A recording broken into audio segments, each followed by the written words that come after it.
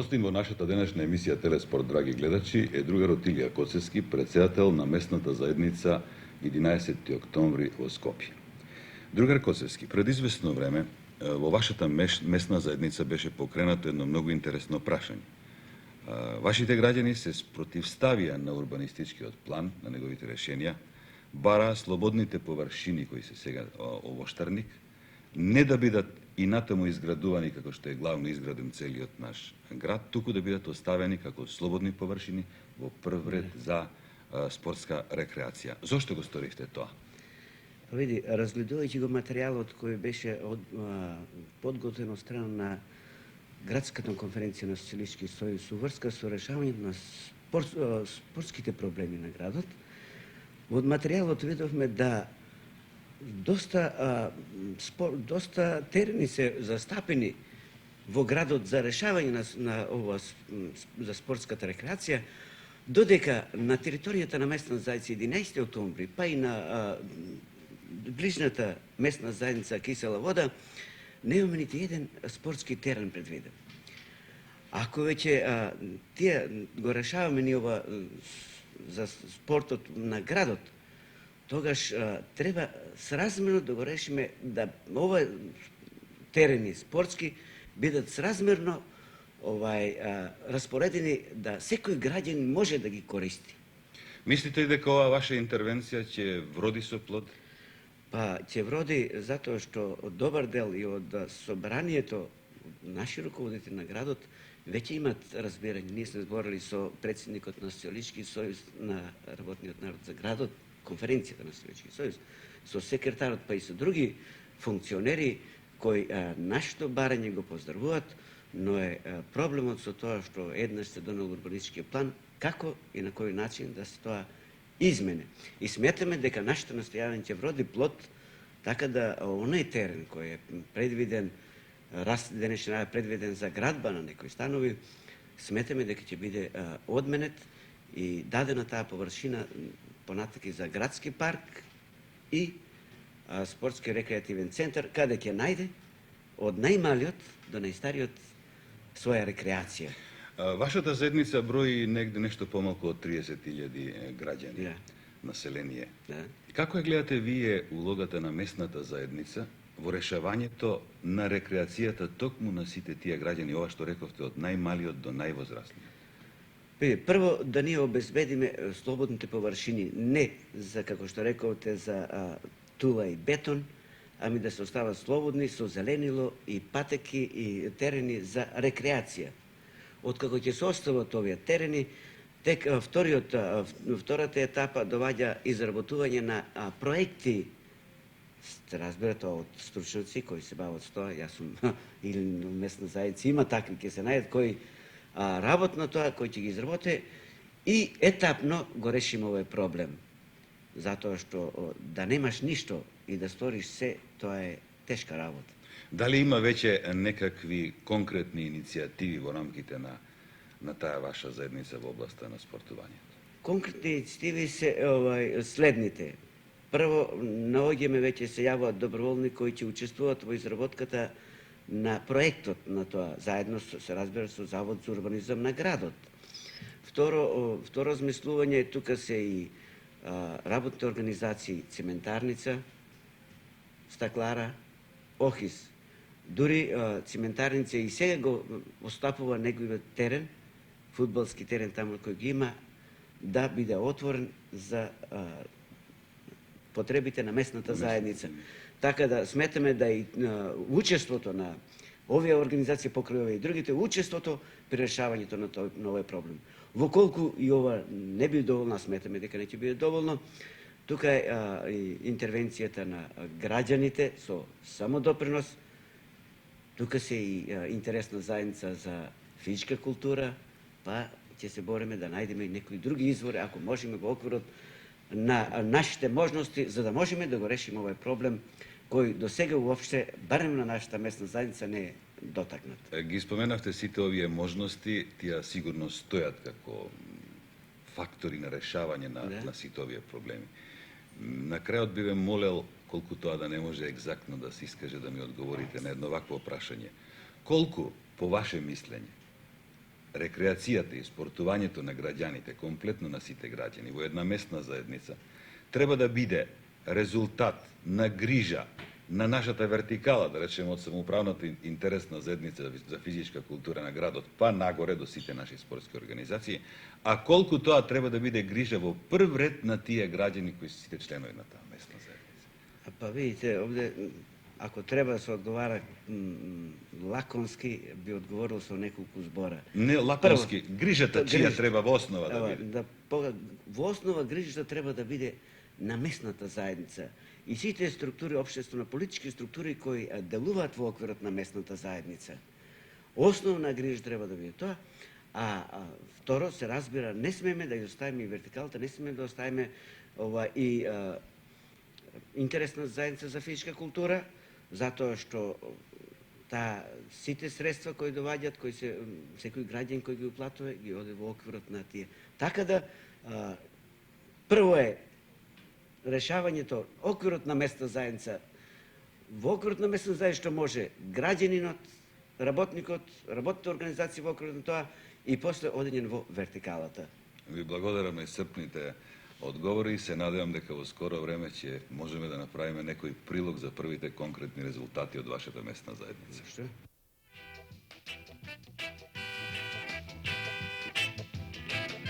Населбата Топанско поле во Скопје држи еден несекојдневен рекорд, се чини единствен во Републикава. Имено, откога постои населбата, постои и спортската активност.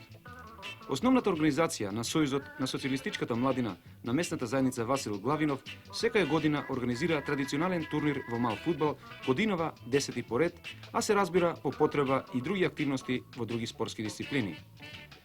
Годинова турнирот се совпадна со прославата на Денот на борецот 4 јули и 30 годишнината од ослободувањето на земјата и победата над фашизмот. На турнирот зеда учество 20 екипи од Топанско поле, Чаир и Битпазар. Услов да се учествува на овој турнир е секоја формирана екипа да уплати само 100 нови динари. Традиционално надпреварите ги следат голем број на гледачи, а фудбалот што го прикажуваат екипите е навистина интересен и возбудлив. Првото место го освои екипата на Темпо Топанско поле, која во финалето ја совлада екипата на Чаир, во која играа повеќе играчи на Балкан со 2:1. Чаир е втор, а Јуниор трет. На победничките екипи, председателот на Комисијата за физичка култура, Никола Павлов, им врачи пехари и спортска опрема. Инаку, населбата моментално има 24.000 жители, од кои 1.200 се младинци. Меѓутоа, во овој нов дел на Скопје се градат голем број на нови стамбени згради, така што во наредните 3 до 4 години се предвидува населбата да брои 50.000 жители. Тоа само по себе наметна потребата за подигање на модерен спортски центар за рекреација и спортување на жителите од местната заедница Васил Главинов.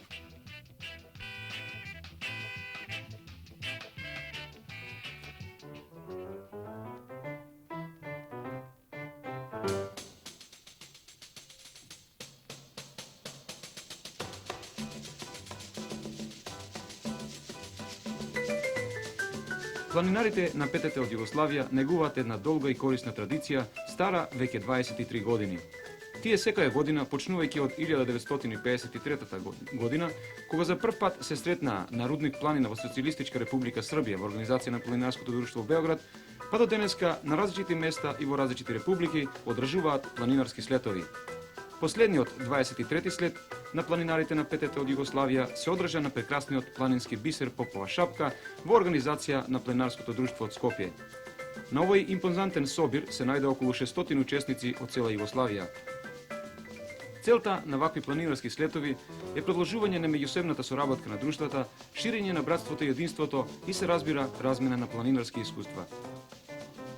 Изборот за организирање на годинашниот планинарски собир падна на Планинарското друштво Скопје во вистински момент.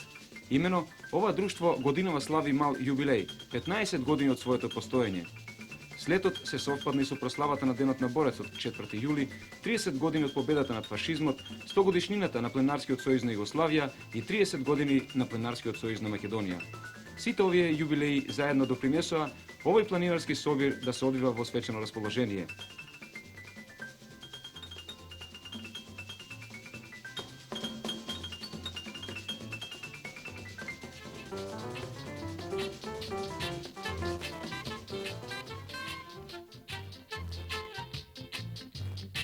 Програмата на слетот беше мощно привлечна и интересна.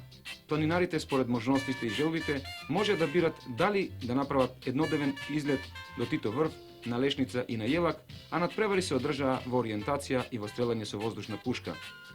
Најголем број на планинари се решија да го посетат Титовиот врв, што се наоѓа на 2748 метри надморска височина. Оваа група на планинари се разбира неспособните и најопремените, направија извореден планинарски поход.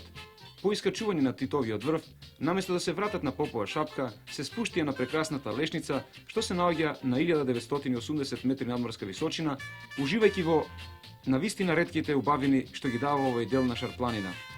Од Лешница патот ги водеше на исто така убавиот Јелак на 1890 метри надморска височина. Од Јелак не им беше тешко да се спуштат на Попова шапка. Овие планинари за 13 часа одење пеш ги посетија сите три планински места Титоврв, Лешница и Јелак. Без друго поход достоен за почит.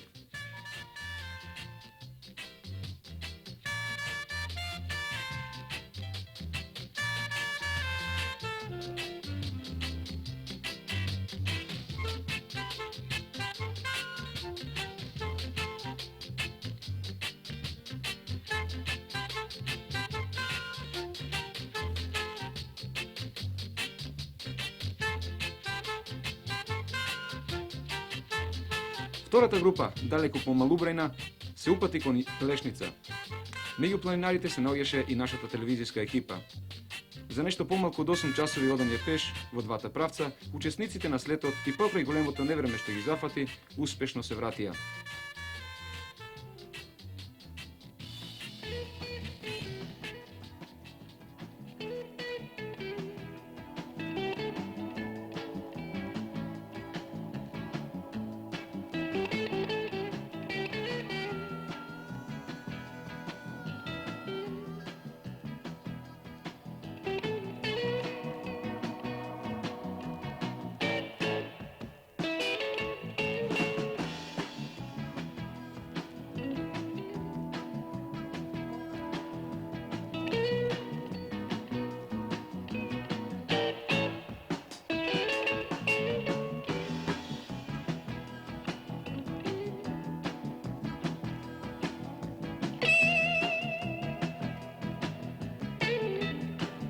Третата група, оние кои беа послабо опремени, направија излет до Јелак.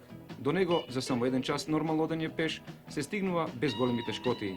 Затоа имаше и такви планинари кои во текот на трите денови 3 пати отидоа до Јелак.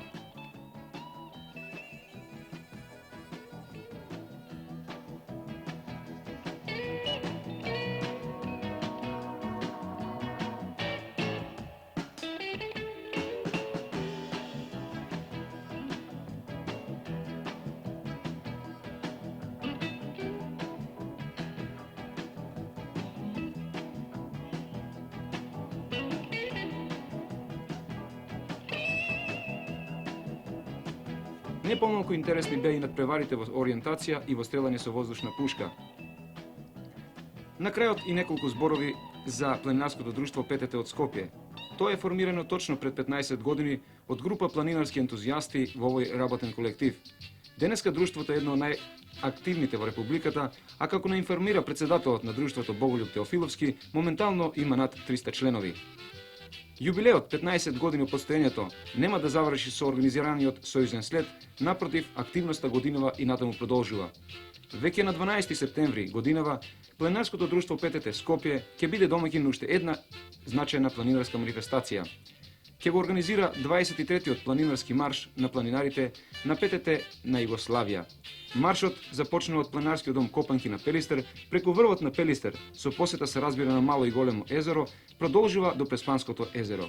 Оттука, преку планината Галичица, каде од врвот се протега величенствена гледка на Охридското и Преспанското езеро, патеката води до Свети Наум. Овој марш ќе трае 3 дена. Нема сомнение дека и овој марш планинарите на ПТТ Скопје успешно ќе го организираат.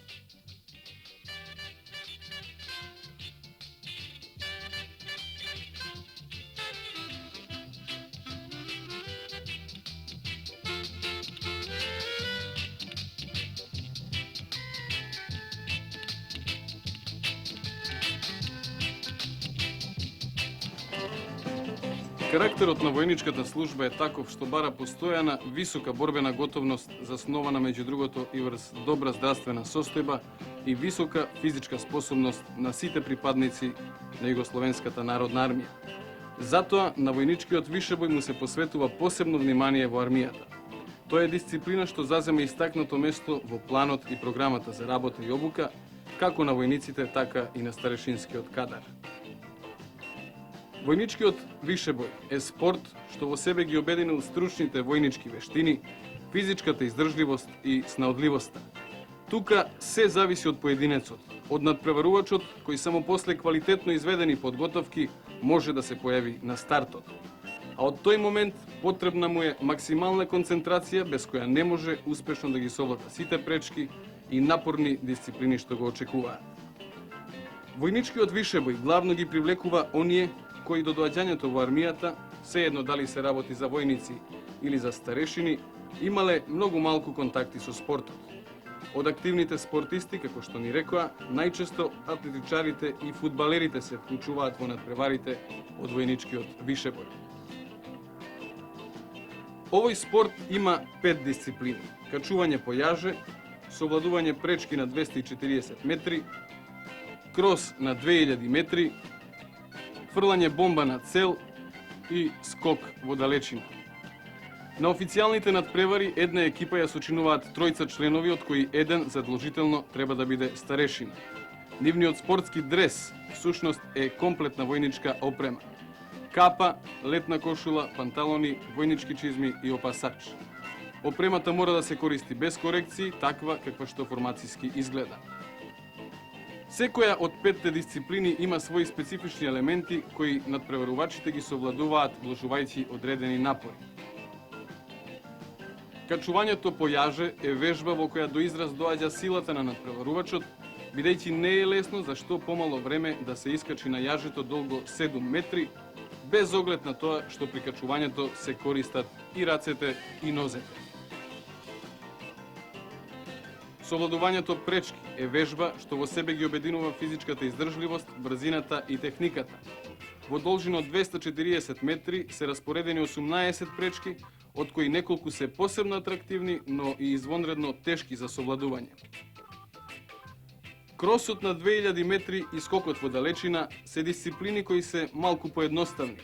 Надпреварувачите подобро ги познаваат, но и тие бараат вложување напори, сила и издржливост. Да се фрли бомбата доволно далеко и прецизно воопшто не е лесно.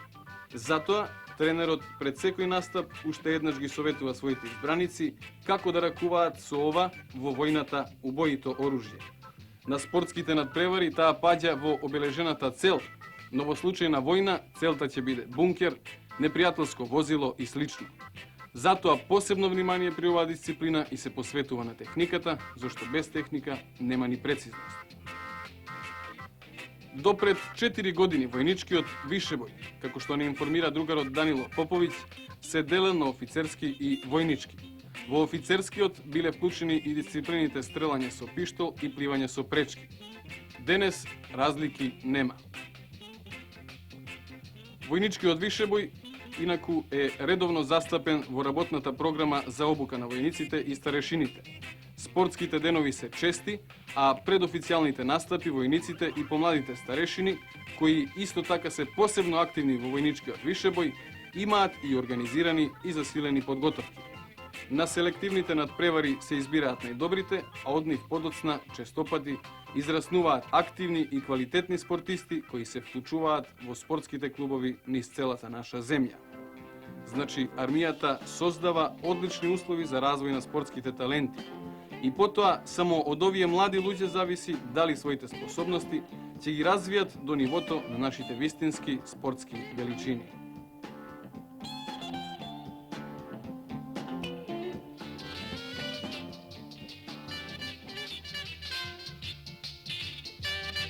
Голема хала, современи машини, спретни раци и пријатна производствена бучава. Секојдневие во фабриката за високофреквентна керамика во Гевгелија. Пред неколку години во овој работен колектив, во оваа важна полуга на нашата електронска индустрија, беше формирана женска ракометна екипа i od togaž 3 pati nedelno, po završeното работно, започнува ново ракометарско време. Ристова, Петрова, Диневи, Ташева.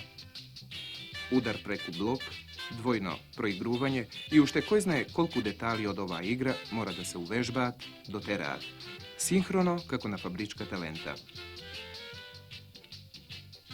Ракометарките на керамика од почетокот на годинашното првенство на Републичката лига се во самиот врв.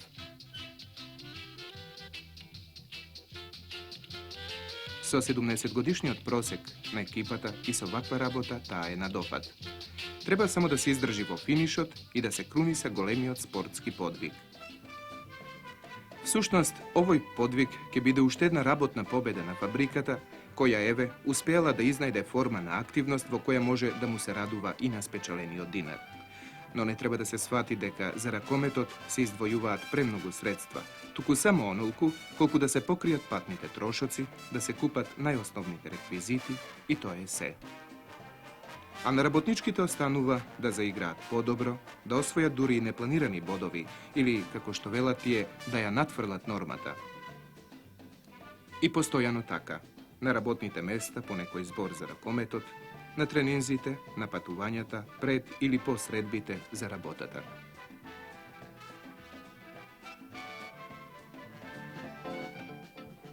Во гостиварските работни организации на планот на рекреацијата на вработените досега многу малку е сторено.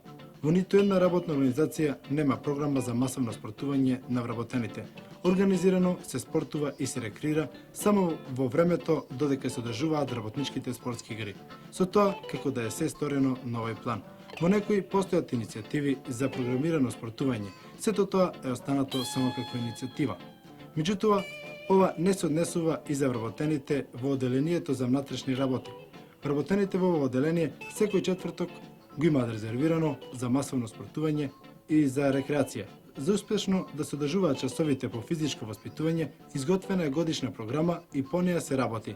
Во зависност од временските услови, часовите ги одржуваат во сала или на игралиште. Со овие часови раководи наставникот по физичко воспитување Темелко Бошковски, а ги посетуваат сите вработени. Најпрво, присутните на часот го започнуваат со трчање, се загреваат, ги ослободуваат мускулите на рацете, нозете и на телото, а потоа се минува на она што е предвидено. На нашиот филм накратко може да се види се што досега е работено на часовите по рекреација. Најмногу во зимскиот период работниците на оделението за внатрешни работи од Гостивар посветуваат внимание на вештините џиу-џица, џудо и карате. И на нашите кадри се гледа само дел од овие вештини, повеќе варијанти на напад со ладно оружје и одбрана.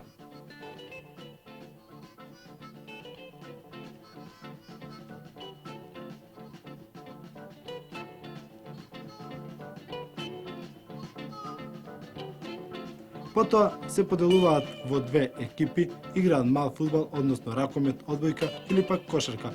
2 часа неделно спортување, како што велат тие, е доволно да бидат способни за вршење на редовните задолженија. На крајот да кажем и тоа, дека на повеќе надпреварувања екипата на оделението за внатрешни работи од Гостивар има забележано мощни добри резултати, а витрините се исполнети со пехари, знаменца и други признанија.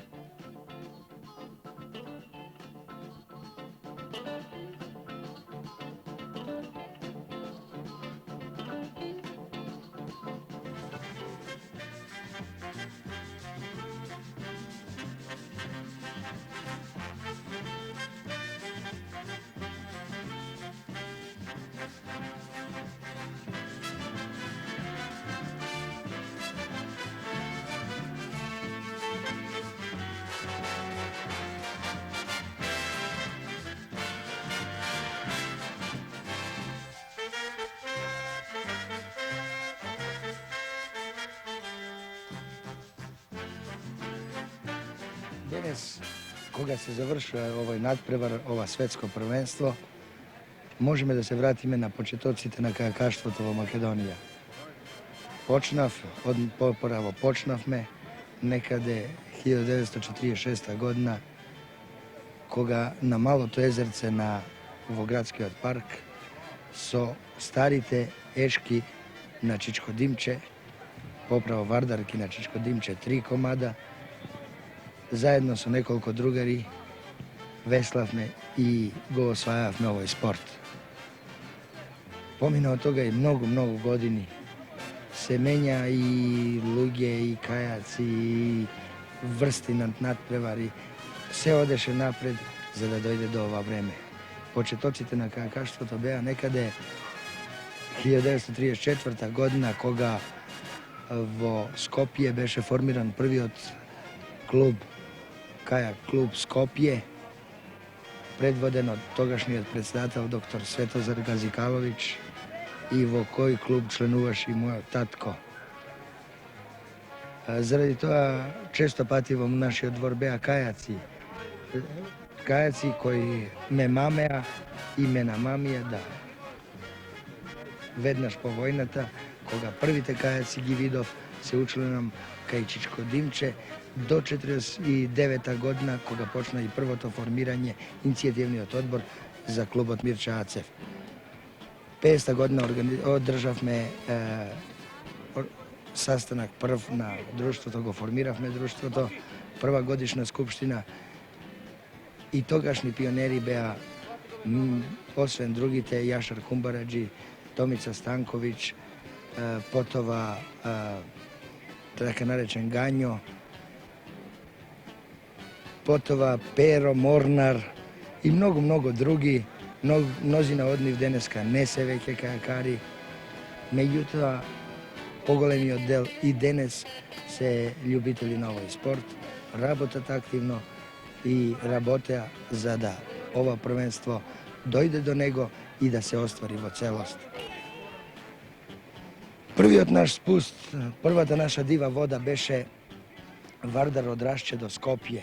To beše posebno doživljanje. Mi je mladi, ušte bez ikakvo iskustvo na diva voda, se fativme so vo koštac so vodata, so obični čamci, bez zatvoreni otvori na sedištata, so najprimitivni uslovi. За да по 5 дена веднага го превземеме и вториот наш спуст од поправо подвиг за тоа време по Вардар од Скопје до Велес. Тогаш патувањето траеше 2 дена, чамците беа прости, секој 2-3 километра моравме да ги празниме, но ентузијазмот не водеше натаму за да ги освајаме реките на Македонија, Југославија, па и во светот. Ја поминавме Тара, ја поминавме Црна, поминавме Сава, Савица, Сава Долинка, Сава Бохинка. Сите тие реки ги освоивме за да на крај, мислам, јас и неколку другари, ја освоиме и Рајна по целото нејзино течение до Амстердам. Тоа беа наши напори, наши желби, наши преокупации, да, сите за да дојде до ова светско првенство во Скопје. Тоа беше наша борба, која борба уроди со плод, така да денеска Скопје се здоби со еден каjakарски центар, се здоби со млади каjakари, се здоби со можности да каjakарството биде она што е денес и дури и да напредува, да стигне светската елита. Не знам, многу се спомени, многу се сеќавања. Тие се сите едно од друго поинтересни. Мислам дека не може човек да издвои, дали да издвои некој момент од лето или од зима, кога, иако снег до колена, одевме по Вардар, викаа родителите, тоа беше кој што и ние денес викаме, али она убавината на водата, она убавината на природата, она убавината на каjakаштвото као еден од најубавите спортови кои пружа вода, сонце и здравје, не може со ништо да се замени.